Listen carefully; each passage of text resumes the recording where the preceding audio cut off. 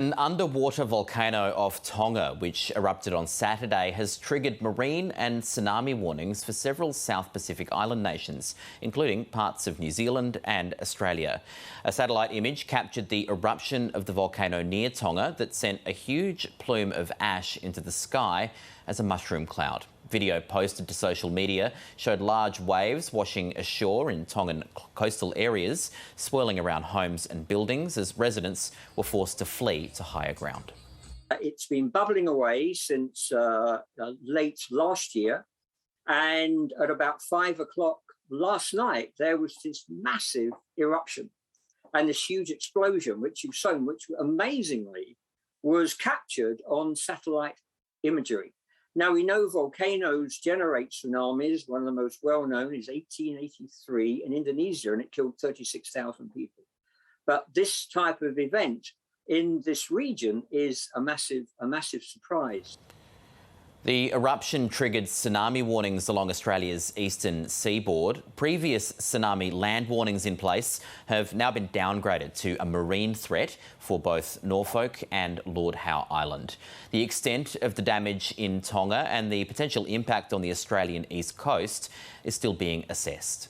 There's no communication, and any of the seismic data or the information that was telling us about the activity of the volcano hasn't been coming through. So all we've had to rely on is the dart buoys. The dart buoys were introduced after the 2004 Boxing Day tsunami, and they're scattered around the Indian and Pacific Ocean, and they measure changes in height to help prepare for any impending threat for a tsunami. And it was actually those dart buoys that alerted us late yesterday afternoon, early evening, that there was a change in the tide, and subsequent warnings were issued across the Australian area.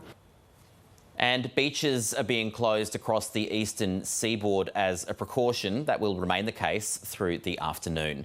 The SES has urged people not to enter the water for their own safety. As a result, the beaches have been closed today, and I know a lot of people will be disappointed that it's going to be a very humid day, and the Australian way is to get down to the beach.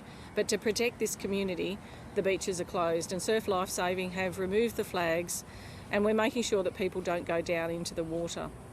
So already today we've had a rescue for Surf Life Saving of a rock fisherman who had to be rescued.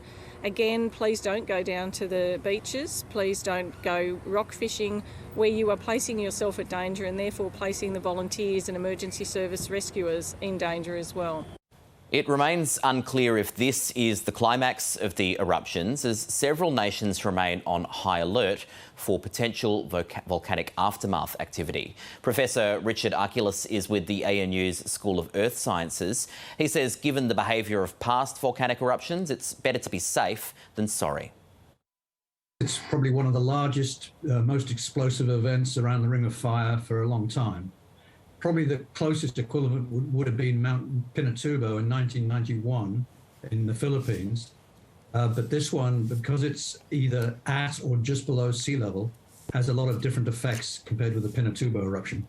The eruption of Krakatau in the straits between Java and Sumatra in 1883 led to enormous tsunamis spreading out from around the site of the volcano. And this has generated some, well, they're not huge compared with the Sumatran earthquake the order of 20 years ago. But given the low-lying lands that most people live on in Tonga, a 1 to 2 meter tsunami is serious. But the longer enduring threat might be that more could happen. The tsunami threat may not be finished. And also, if the volcano collapses underwater, that in itself, as a submarine landslide, can cause more trouble. So it's wise to keep a watch and act attitude to this particular volcano. Can you just tell us a little bit about this undersea volcano, its geography and the features and what makes it so, so dangerous at the moment? Well, interestingly enough, there are a large number of submarine volcanoes in the Kingdom of Tonga and their maritime area. There's the order of 30 to 40 submarine volcanoes, as well as the volcanoes that emerge from water. And we've only known about these during the last 20 years. So in terms of, well, how big are they? They rise thousands of meters from the adjacent seafloor. Some of them break surface, some of them don't. Some of them are struggling to maintain an above surface presence. And there have been, for example, ejections of large pumice rafts which drift across the Pacific westwards. And many of the listeners will be aware that if they look on the beaches of Eastern Australia, they can pick up chunks of this pumice that have come from the various eruptions in the Tonga-Kermadec submarine chain. I'm sure we'll see some pumice drifting in from Hunga Ha'apai over the next weeks to months. How regularly does it erupt? Have we seen activity from this volcano recently? Yes, in the last 20 years. For example, in 2004, I was part of a team that took Australia's Marine National Facility research vessel, which was at that time the Southern Surveyor. It's now been replaced.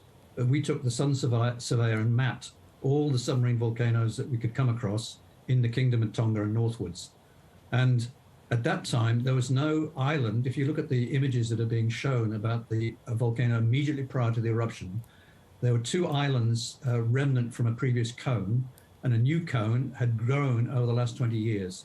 That's probably all disappeared, and I wouldn't be surprised if the two islands remnant from a previous volcanic structure have not also been destroyed. But it has been erupting. It's made this new island in the same way that there's a new Krakatau emerging between islands that were the remnant of a previous structure. This volcano has been growing over the last 20 years, but nothing as big as this current event.